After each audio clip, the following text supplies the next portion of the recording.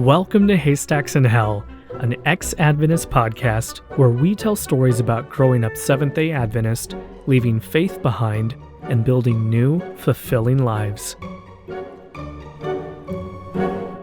Do you have a favorite veggie meat? As a once vegetarian and now meat eater, I will say that I still cannot get enough of the Morningstar buffalo chicken tenders. They're so good. My favorite veggie hot dog is obviously, and this is the correct choice for everyone, is Veggie Links. I'm going to start with hot dogs because that's obviously the wrong choice. Linkettes are the best, and everybody knows that. It's a universal fact, Linkettes are the best. Bullshit. Welcome back to Haystacks in Hell. I'm your host, Santiago, and today we've got a bit of a shorter episode. So far, we've been talking about some pretty heavy topics, so for this episode, we're going to take a more lighthearted and high-level look at Adventist culture in the U.S. If you've got any stories to share around this, especially if you're outside the U.S., we'd love to hear them. Before I forget, make sure to follow the show by subscribing on YouTube or your favorite podcast app. Links to this and more are in the show notes. I also want to encourage you to check out our website at hell.bio. There is a resources page with links to great books, films and shows, and other relevant podcasts. And there's also some new links to mental health professionals who specialize in religious trauma. Each episode also has full written transcripts on the website, and the goal here is to make this podcast accessible to folks who are deaf or hard of hearing. And also, if you want to read in another language, you can use Google Translate to follow along. I also want to point out that there's a brand new stories page where we're highlighting stories submitted by listeners like you. Even though we may share some things in common, everyone's experience is unique, and you never know how your story could help somebody else. So if you have something to share, I hope you'll consider sharing it with us so we can bring your story to others. So overall, when I think of SDA culture, I tend to think of it in three main buckets. There's everyday life, life during the Sabbath hours, and community. And when I think about my everyday life as an Adventist, one of the first things that usually comes to mind is the health message and being a vegetarian. My mom was very health conscious, and so I was born and raised vegetarian. She was not raised vegetarian. She is a first-generation Adventist, so she became vegetarian after she converted to Adventism and learned about the health message.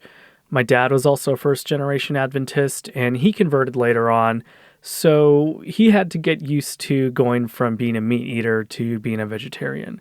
But I never had to deal with that transition. It's just basically what I've known my whole life. So I think that's a big reason why I'm actually still, for the most part, a vegetarian today.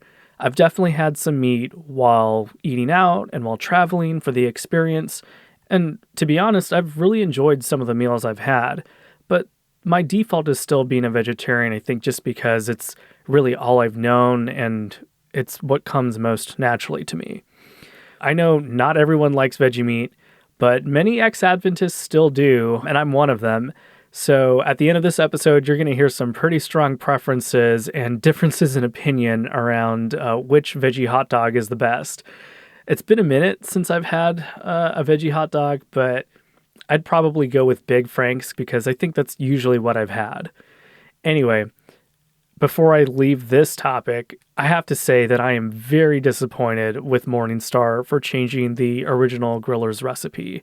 I used to love eating them as is, just by themselves, but also as a burger, and especially as veggie fajitas. But they are now trash, if you ask me. So if anyone from Morningstar happens to listen to this, please do something about it. I know I'm not the only one. I've heard comments from other people that recognized the recipe change and also want it to go back to how it was.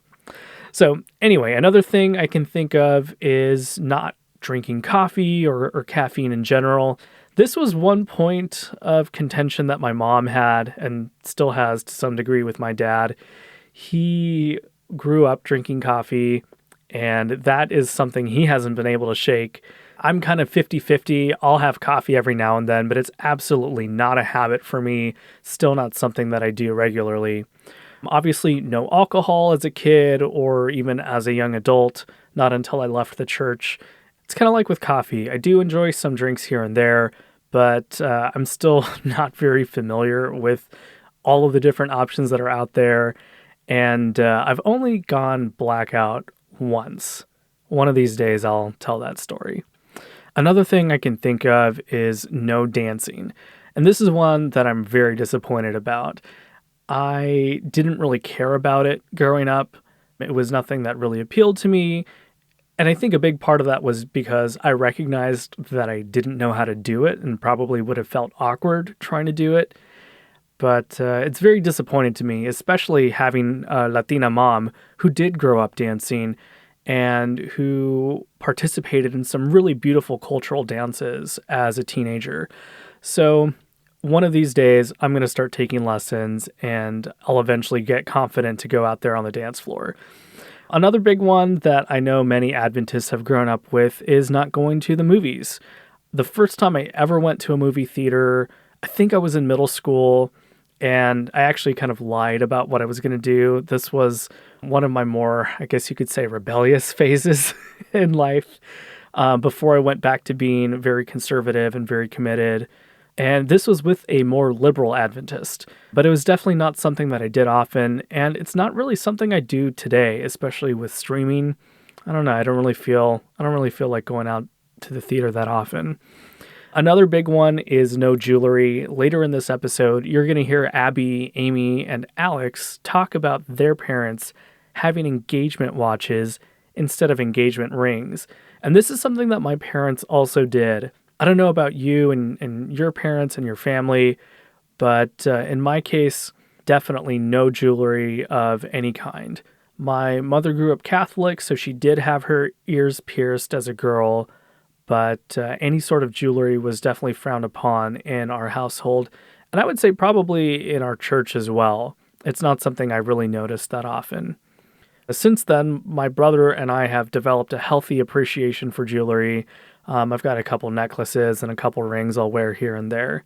Another big one was no tattoos. That is one that my mom is still very much against. And I do have one tattoo so far. She saw it by accident shortly before I told her that I had left the church and religion in general. So that's another fun story I can tell in the future. And even though I've only got one so far, I'm definitely looking forward to getting more. So those are some of the things that come to mind in terms of everyday life. Obviously, as an Adventist and as a Christian, we prayed and we had daily devotionals. There were definitely periods of my life where I was more or less committed to these things. And that's kind of what I was alluding to in the first episode where I said I wasn't always the most spiritual person. I definitely became more spiritual and leaned in further into that right as I started to deconstruct and eventually deconvert. But I definitely remember praying before every meal and often praying before we would go drive somewhere. The funny thing to me is one of the last times I remember my mom praying before she was going to drive us somewhere, she was backing out of our driveway as our neighbor was backing out of their driveway. And her prayer was just long enough. I kid you not. Her prayer was just long enough so that by the time she finished and started backing up, the neighbor started backing up at the same time, and they ended up hitting each other. So yeah, if anything, she would have actually avoided that accident if she hadn't prayed. So moving on to life during the Sabbath hours, we always observed Sabbath from Friday sunset to Saturday sunset. And one thing I would always tease my mom about is that she insisted on celebrating the new year at sunset. My brother and I would typically wait until it was midnight, but she always said, hey, the sun has set, it's a new day, it's the new year. So I don't know. I don't know if any of your parents did that or any of your church members, but that was something I experienced with my mom. We always had family worship on Friday night and Saturday night. And one of the things I remember about the Sabbath was just this morning rush to get to Sabbath school on time. My dad was a Sabbath school superintendent and a Sabbath school teacher, so He was always kind of stressed out and rushing everyone, which in turn stressed out my mom, which in turn stressed out me and stressed out my brother.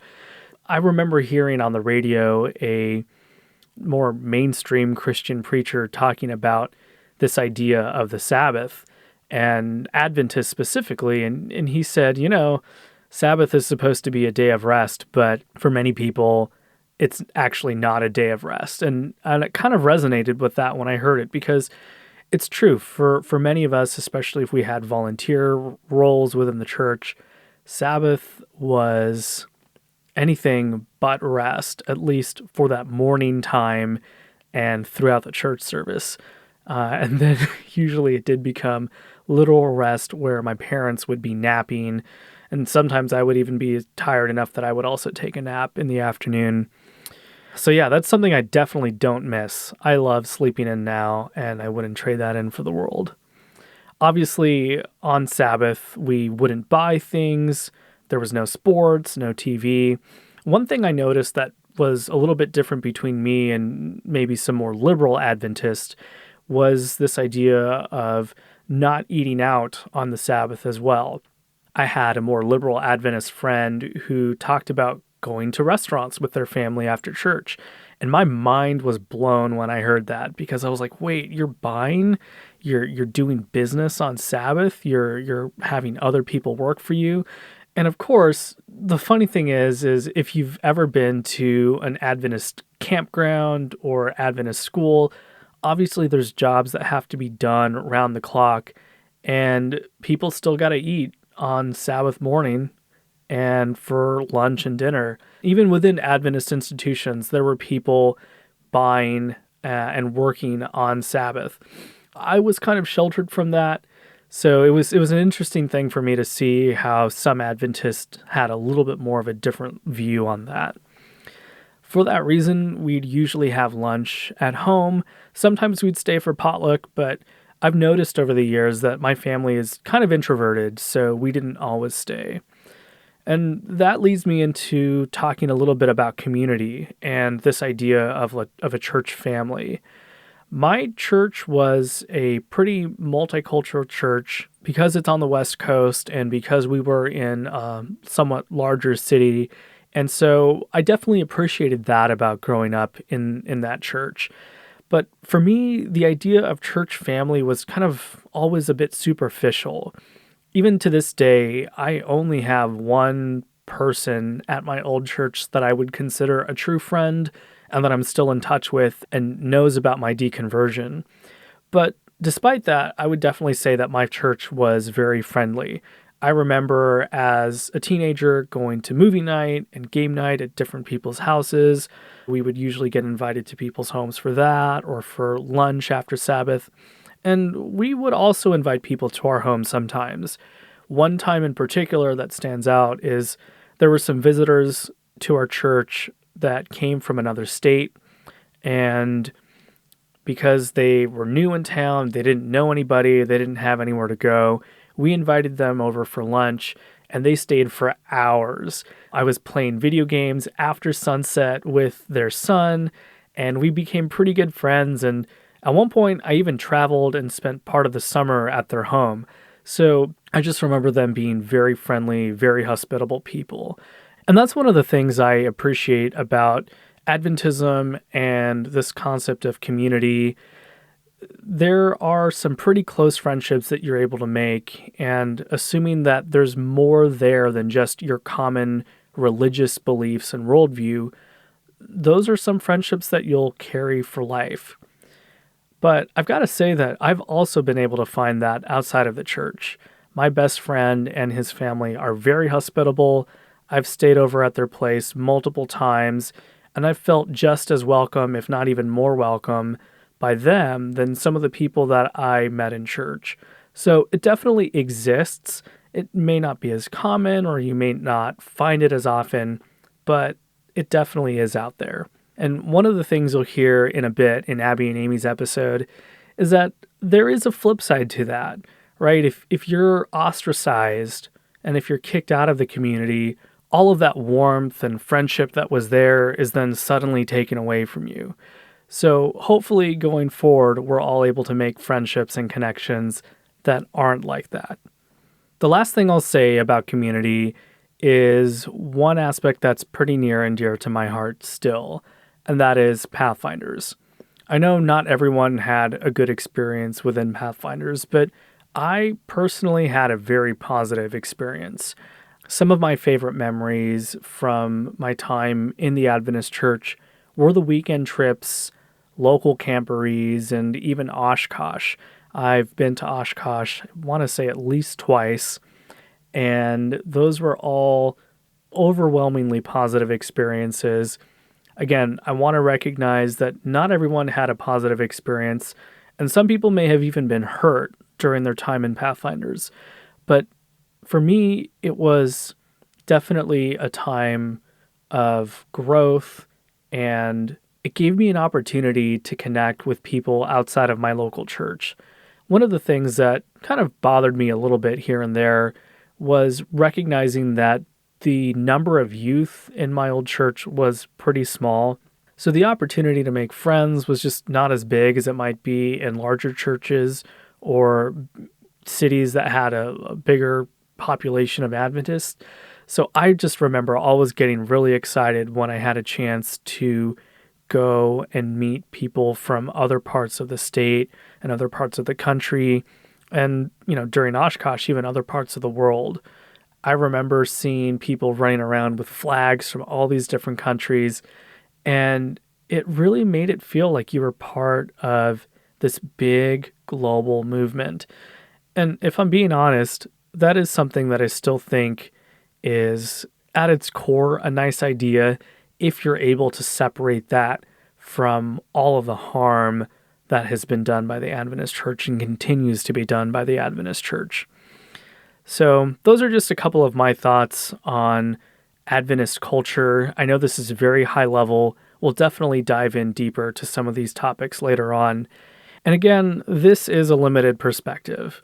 I am a straight guy, and I recognize that, at least for me personally, I absolutely had an easier time growing up in my church and growing up Adventist than I'm sure a lot of other folks did.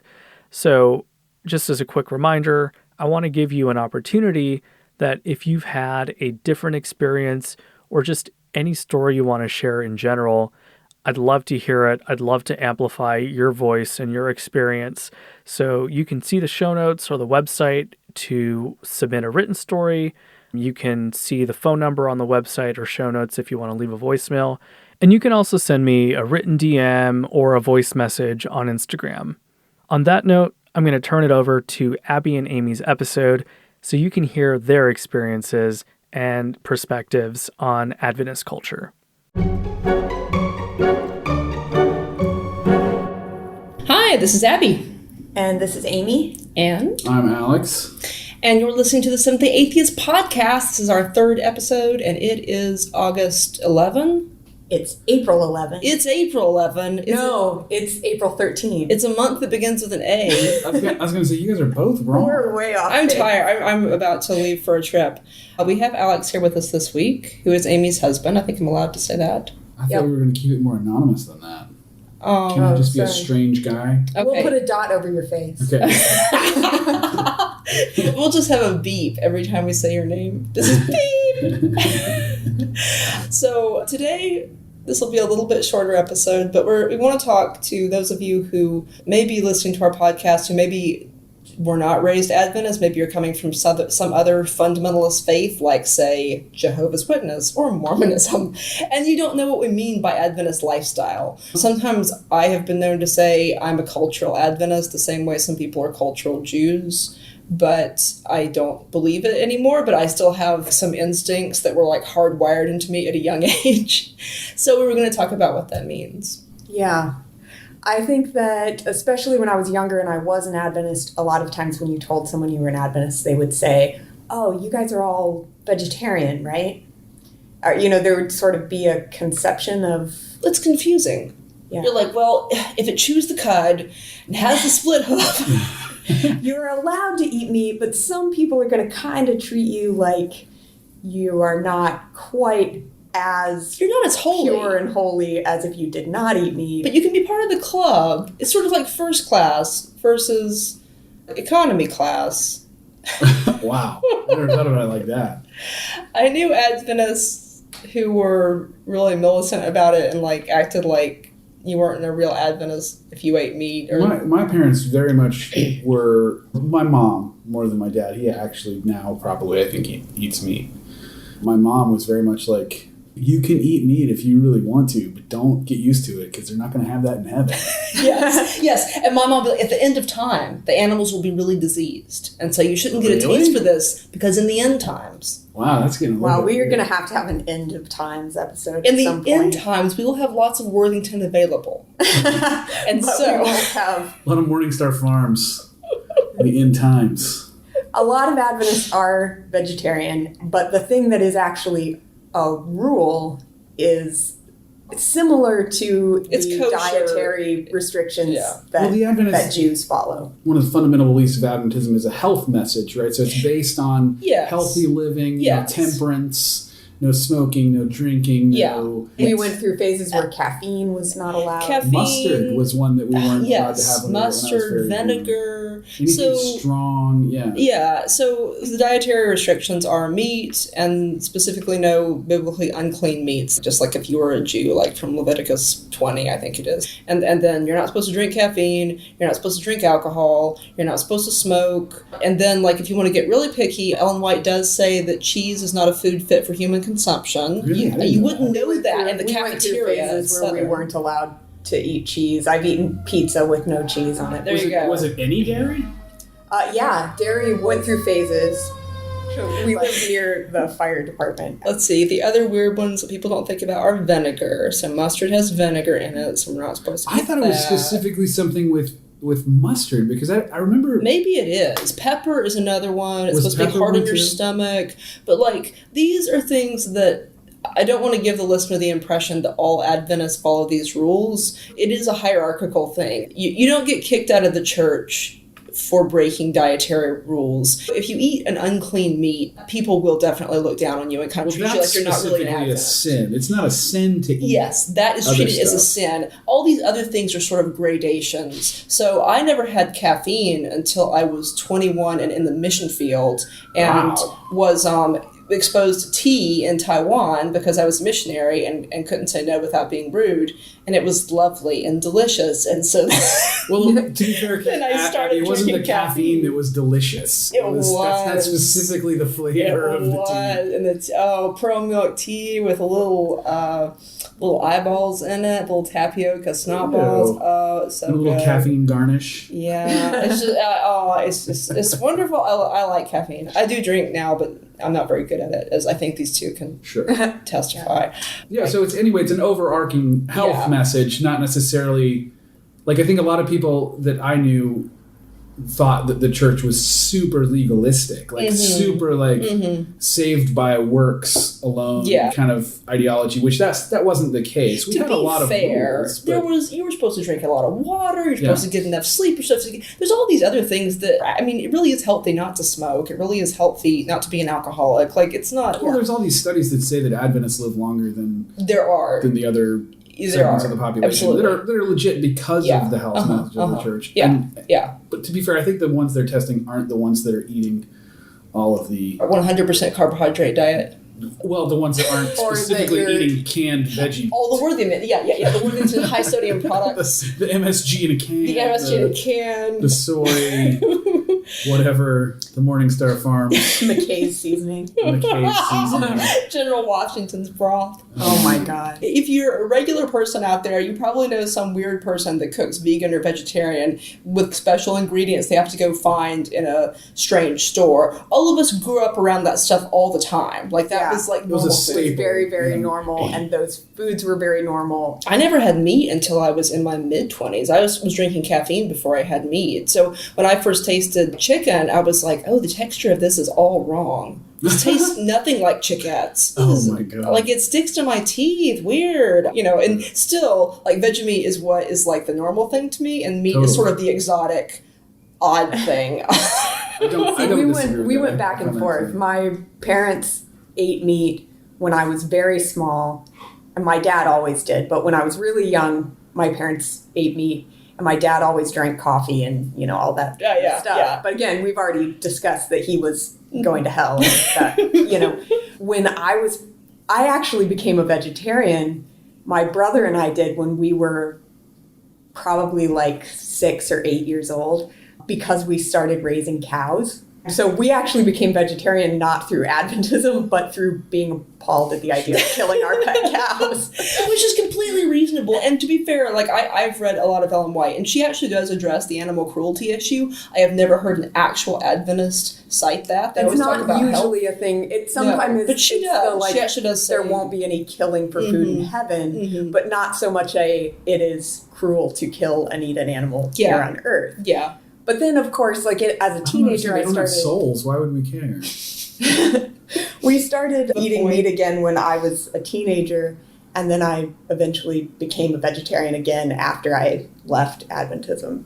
But that's kind of a weird. You know how to do it. Yeah, it was never that strange to me because that lifestyle was familiar. Every ex-Adventist I know, there is still some form of veggie meat that they like. Like, for you, fried chick. Morningstar breakfast patties, I eat them almost every morning. Oh, so good. They are really good. The They're maple delicious. flavored They're ones are delicious. Oh my delicious. goodness, the maple flavored ones are newer. Obviously we didn't have those when we were kids. But, oh my god, they're so good. And chiquettes, I like chiquettes. I've never a chickette. They come. Is that this was what- less is that fried common. chick? That's It's not a fried word. chick. It's not fried chick. They come frozen in a bullet shaped, like a giant suppository shaped thing. You're and supposed to stick it in your butt? yeah, exactly. I know it sounds strange, but they're delicious. No, you put it You and I are in. very different people. You let it thaw, and then you bread them and fry them, and they're Oh, is it A more little gluten, crunchy. like you gluten bread like? them Yeah. yourself? yeah. You just a little salt and a little batter, and then you. No, if and then it you doesn't fry them. come ready to eat out of a can and swimming in its own sauce, I'm out. That you do have to do some preparation, but this was like a family. This was something we ate a lot on Sabbath afternoons, and I was the one who did the frying because I could get them like really crispy around the edges. So it was a little bit of an art and a little bit of a. My mom actually still makes homemade gluten. That the homemade little, gluten is like- good. and It's the same. It's kind the of same stuff. basic concept, a gluten-based meat substitute, but she makes it herself, which is a really kind of Laborious elaborate process. But yeah, that's something that I grew up eating, and I kind of every now and then I'll go home and she'll make it, and it's really good to me. Every now and then I'm like, I need to have some chickens. Yeah. So that's something culturally, right? Like Yeah, that's Exactly. a cultural that's a thing. cultural Yeah. thing that I think a lot of people could identify with, maybe not in those weird details, but they Yeah. understand going back to home and getting a meal that only your family cooks. Only our family in that way was Yeah. somewhat extended because we had potlucks at church and there was always veggie meat and there was always haystacks and there was Cottage cheese loaf or Cottage special cheese K-loaf. My cousin's mother, their family was particularly attached to that, and it was good, like the way they made it. But like that's their special I food. love that, and It's good. I still make it fairly regularly. We still eat that. Like I said, we're vegetarian now again, and I love that. And I do still make it. We should put a recipe on the website or something. Oh, we should. Okay, we're going to put some Adventist vegetarian recipes. When I went to Taiwan, I encountered Buddhist vegetarians, and that was really interesting because they had their own veggie meats and veggie recipes that were completely different from the ones I grew up with. And I had never been around. the difference is those ones were satanic. It's true. It's true. There was a little that was in one of the recipes that I got. It's down at the bottom. It was Like, like according to my mom, that would be satanic. 1 teaspoon of Satan's jizz was in there at the bottom of the recipe. It's got a real tangy flavor. It tastes like watered down bleach. I mean, I don't know what jizz tastes like. What? What are we talking about? What is this, a podcast? Keep talking, Alex. Try to pass the torch here, guys. Let's move along. Food is one thing. Food is a big one. Another thing I would say is probably the concept of modesty, and taken to not just modest dress in terms of not, wearing short skirts and low-cut blouses or something, but modesty in terms of when I was younger in particular, Adventists didn't wear jewelry. Yeah, okay. And so, for instance, I'm 35 years old and I don't have pierced ears. Yeah, I tried, and that's a big one. And I've never had pierced ears. When I meet Adventists, ex-Adventists in the workplace, I have like a sixth sense for them. You'll toss out a little bit of a question about where you went to college or something and see if they bite, because I'm usually right too. Like you just sense them. But one of the things you notice is very little or no jewelry. I always wanted not tragus piercing, the one up here. It's a cartilage piercing. At the top of your ear. At the top of your ear. And I always wanted one because I thought they were really cool. And I got one a few years ago, and it never would heal. And I had it for about a year, and I thought it was really cute, and it was also incredibly painful and never healed. So I was like, well, God's punishing me, clearly, for piercing my ear. Anyway, but it was a source of like it was really weird because my parents never acknowledged that it existed. Like, I could tell they were upset about it, but then they never wanted to talk about it. And the entire time we would do family stuff and everything, and they would never it just didn't exist. That's how my tattoos were for a while. Yeah. Yeah, my tattoos were like that. My parents were like, "Don't." I heard my father say to my mom, "Don't talk about it." We're like, well, I mean, I'm happy to talk about it with you guys, but yeah. So obviously, having tattoos is a taboo like jewelry. Yeah. Yeah. The thing about jewelry was, and I don't think that it's a thing now. I think that most Adventists now probably are not really restrictive about that. Well, our parents' generations didn't even exchange wedding rings. Yeah, it's Southern. It's still a thing on campus. It's a point of contention because I hear about it every now and then. Wow. Now you can wear wedding rings. I don't think that's such that's a big deal. That's not the taboo that it was. But our parents' generation literally exchanged watches. Yes. Instead of wedding engagement rings. watches. Well, it was funny because the problem with jewelry, again, was this idea of modesty and that you were not being frivolous with money. You're supposed to use your money to help others and this kind of thing. And so if you're spending many hundreds of dollars on jewelry, that's wasteful and it is showing off and that's bad. But, you also could drive around in your Lexus or something. Yeah. I mean, it's one of those things where hypocrisy was rank. Yeah. No one asked you how much your clothes cost or how much your freaking engagement watch cost. If it was functional, it was okay. If it was just decorative, it was not. Yeah. There was a culture of inventing these weird rules and then figuring out a way to skirt these weird rules. Adventists, and I suspect most people from a fundamentalist background, are masters of justification rationalization. And rationalization, yes. We can rationalize at an Olympic level.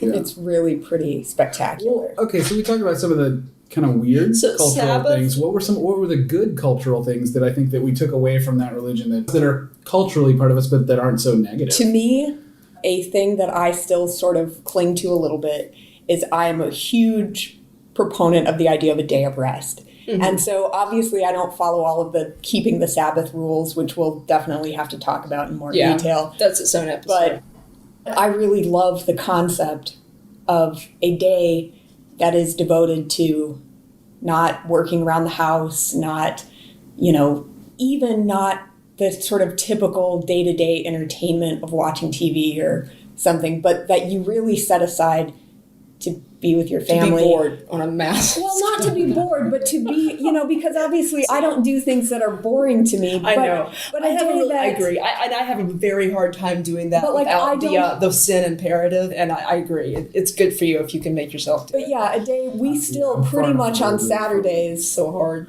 We still wake up and we go, we walk downtown and get you guys breakfast. Are good at, We spend the morning with our child, and sometimes we'll watch a TED Talk. Sometimes we watch a TED Talk just to get our preaching in. I should come spend Sabbath with you guys sometime. You really should. We don't do the same things that we would do on an other day that we're home together. I think it's not in a formal way, but just. I think we talked about cleaning the house on Friday afternoon. So to be clear to you guys listening, Sabbath for Adventists is from sundown on Friday to sundown on Saturday. And so if you grew up in this religion, you're acutely aware of when the sun sets at various times of the year, because there were very few things you were allowed to do on the Sabbath, some of which were fun and some of which you didn't do at other times. But still, it was Like, you did nothing all afternoon, and then, like, you were waiting till, like, 5:32 or whenever the sun set. Which they published in the church bulletin. Which they published in the church bulletin, and then so you knew exactly when boredom was going to start. You had some kind of a party on Saturday night. So, like, you were very, very stayed and good for 24 hours from sunset Friday to sunset Saturday. And then often we had some sort of a game night. I mean, it wasn't a party by anyone else's standards, but for an Adventist. Movie night, game night, you know, something fun. Which is ironic, because Sabbath was supposed to be special, but it was always like... Count down till it's over. Count down till it's over, and then we had a party when it was finally I can't wait until we get out of this fucking Sabbath. Finally watch some goddamn TV. And obviously we grew up not knowing what Saturday morning cartoons were, which is a weird thing. All of my friends would talk about watching cartoons on Saturday morning and be like, what the fuck are you talking? I don't know what that is. That sounds so awesome. But I do like the idea of a day of rest. I do think that that's a positive thing that I took from... Well, I took it as... I've transformed it maybe to get away from a day of rest to maybe going to a day where you just kind of are allowed to just let it be, where you don't have to fill it with that's a bunch what I of, mean as well. A bunch of tasks. You just kind of... It's kind of like your freebie. Your freebie of the week where you can just chill the fuck out if you want to, or you can work if you want to. You can stuff, do whatever you want, but it's a day that's just kind of a freebie. So you don't have to feel obliged to like it's get a day something set apart. done. You don't have to feel... If you spend the whole day in your underwear playing video games, you don't have to feel bad about it at the end of the day. Yeah. I think that's very mentally healthy, and it's hard for me to and that's definitely something that I feel like from my childhood that I've grown with and never rejected that concept of having, no, that's mine. We can blow that one, we can do whatever we want with it. And so that's something that was positive culturally out of that. I think another positive cultural thing that I brought out of Adventism that's maybe not unique to Adventism, but probably universal to any small congregation, church, any cult thing, any cult, yeah, sure, is the sense of like extended family. Okay, The notion that there are people that exist outside of your blood relatives that are your family. That's probably not unique to Seventh-day Adventism, but I think the way... Growing up in a small community, but specifically a community that has such an impression of being ostracized from the rest of it. Like we had such an us versus them mentality that we really remained close-knit, even not just amongst our own congregations, but amongst the religion in general. Like if you met a Seventh-day Adventist that wasn't part of your church, you still had this closeness and this kinship. And you had all these weird things in common. You had all this weird shared history, right? Like you probably knew a lot of the same people, and I think because of the conference system, you really did get the same sermons every day. So you had the same Sabbath school lesson, the same junior guide, the same little friend. Consequently, we all have the same trauma. I have very mixed feelings about that, because you're right. Like your church family, I'm using air quotes, is a concept that I don't think everyone gets exposed to, and I think is really kind of neat because it gives you something in common with people that you would not normally befriend. Right. People that you don't share many other interests with. But at the same time, I know people in my family who never learned how to make friends. Right. Because they always had the church family. I remember when I first kind of got out of it, realizing I am socially handicapped. Like I need to learn, how do you make friends outside of an Adventist system? That's obviously the flip side of that coin. I think the positive thing that I took from it was the concept of being open to being intimate with people outside of your family circle. And that is valuable. It's like it's an openness to the intimacy, which is maybe a strange way to phrase it, but I think that's where that's certainly where that came from. I can remember my parents inviting people over, complete strangers, somebody who came to church and didn't know anyone, and inviting them over for Sabbath lunch. That's cool. That kind of openness to intimacy with people that you don't really know. And that is a good thing, right? Well, like you say, I mean, obviously it has the flip side. It's a coin, and there's two sides of it, and so obviously, one being very dark and the crippling nature that it causes on the one hand. So I was in my mid-20s before I ever had any close friends that were not Adventists. I can remember making really stupid social missteps at work because in my previous world, I'm not a dumb person, I don't think, but like in my previous world, there were certain assumptions that you could make. Yeah. There were certain ways of thinking or jokes that everyone would get, and like that's not true in the wider world. No. That's a habit that that we had to bounce out of and overcome. But the positive that I took away from that negative was this notion of being able to be open to people and being able to have an extended family. I think a lot of my friends see the types of friendships that we have here and at this table even, and friendships that we have out, with other people. And a lot of people that I know, like coworkers and stuff, don't have that. That's true. And do you they feel don't like that? understand 'Cause I it. think your personality, you were also really good at making friends with people. Like, I've made more friends at you guys' house than I have anywhere other than, like, the podcasting sphere. That's a hobby that I have in common with a lot of people, so I make friends there, and I make friends from work. But, like, you guys bring people here for But I Friday think that's night. something- Alex. I know that's what I mean. Like, Yeah. you are good at that. Well, I think that's something that I liked But you about feel like you learned that. that culture. Partially from that culture. Yeah. That makes sense. There's a very open side to that culture. I think my There's a family very did not engage as Closed much in side that. to it as well, but you And have that's the closed positive. group, which can be very warm and comforting when you're in it, but you also have the feeling that you can be put out of it, which is not.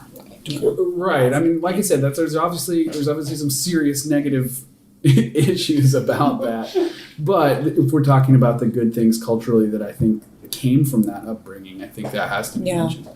We'll have to talk later about some of the other weird Adventist things, like how you didn't go to the movies, or there are a lot of them, but Don't know how that to covers dance. a few. We didn't even mention not dancing. Or not moving rhythmically in any way. We'll have to talk more about weird Adventist lifestyle. But yeah, there are definitely things that I think are positive, and we'll talk about those more too, I'm sure.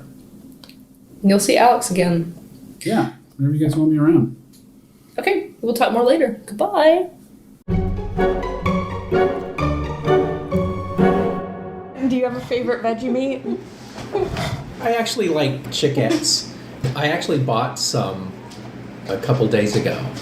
And I remember when I actually worked at the store at camp meeting. And the samples are what sustained me. I love Wham. I've got a few people voting for Wham. Yes, I like Wham. And when we lived in Los Angeles and would go visit friends that lived in Loma Linda, we loved going to the Loma Linda market there, and we called it Veggie Disneyland, because you just go in and there's like rows and rows of all these veggie meats. And it's just the weirdest looking store because there's no real meat, and none of the products are normal products in the aisles. They're just all these canned Big Franks, canned Linkettes, canned Hilarious. fried chick. Sounds magical. Yes, it is quite. And then the frozen area you go through, and it's like the big, huge rolls of the turkey. Oh, turkey roll. I changed my answer. Yes, roasted turkey roll. That's got to be it. good. So we would go out to this store and we go crazy and load up with these veggie meats and take them back over to the Heathen Land, Hollywood, So they have a section, this little refrigerator of prepared sandwiches, and we would go in there and get these Wham sandwiches.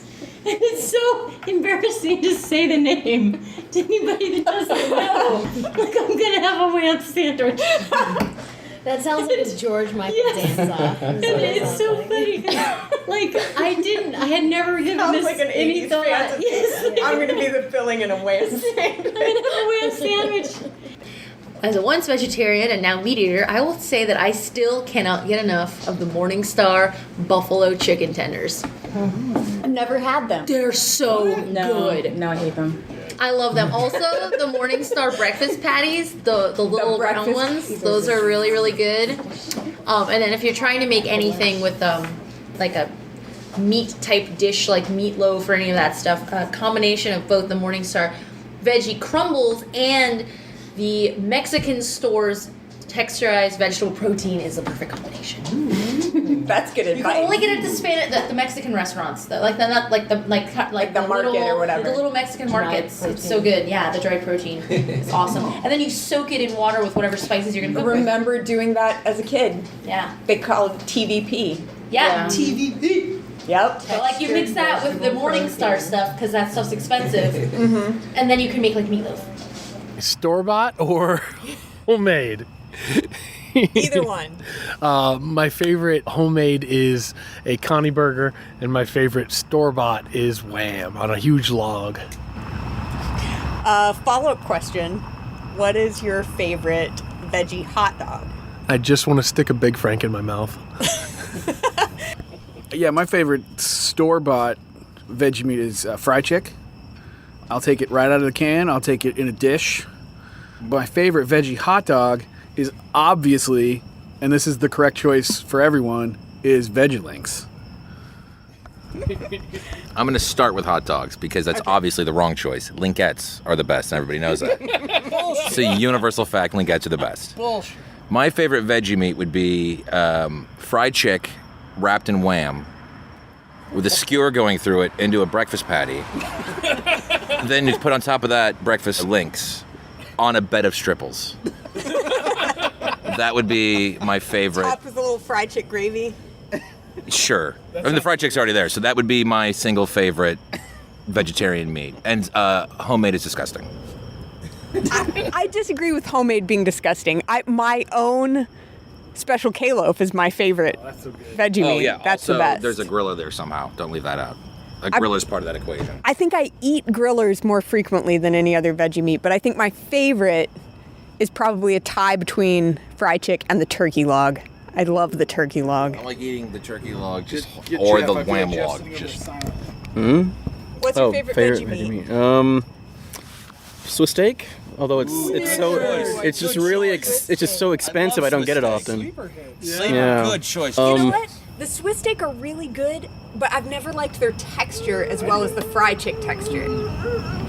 Favorite hot dog. I like them all, but my favorite, I guess, would be Super Links.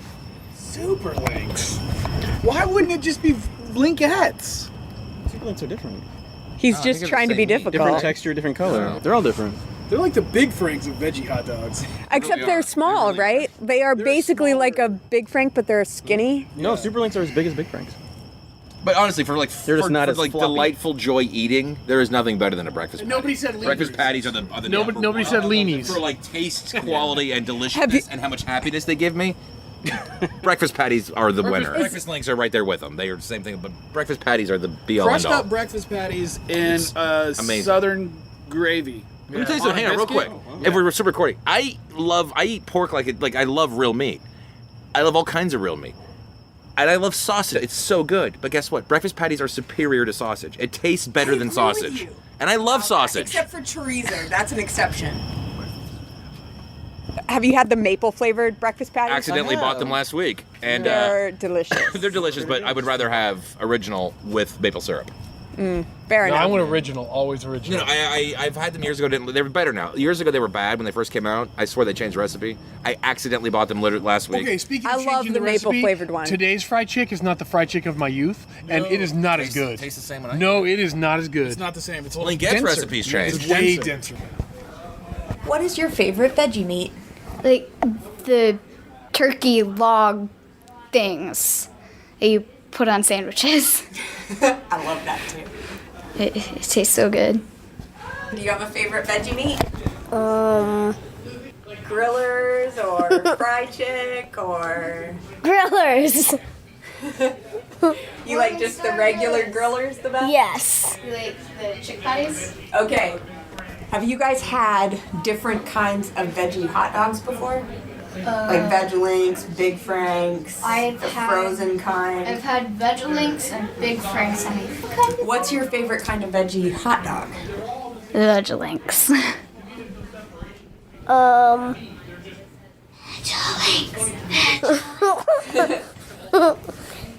Do you have a favorite? Veggie Links. I like the Veggie Links squished up with like Weird. mayonnaise and pickles. I also like real hot dogs. Thanks for listening. If you have a story to share about your Adventist or Fundamentalist experience, we'd love to hear it. You can submit stories on our website at hell.bio. That's HELL.bio. Or leave us a voicemail at 301 750-8648, and we might feature it in a future episode. Thanks to Abby and Amy for their original podcast audio, and thanks again for listening. We'll see you on the next one.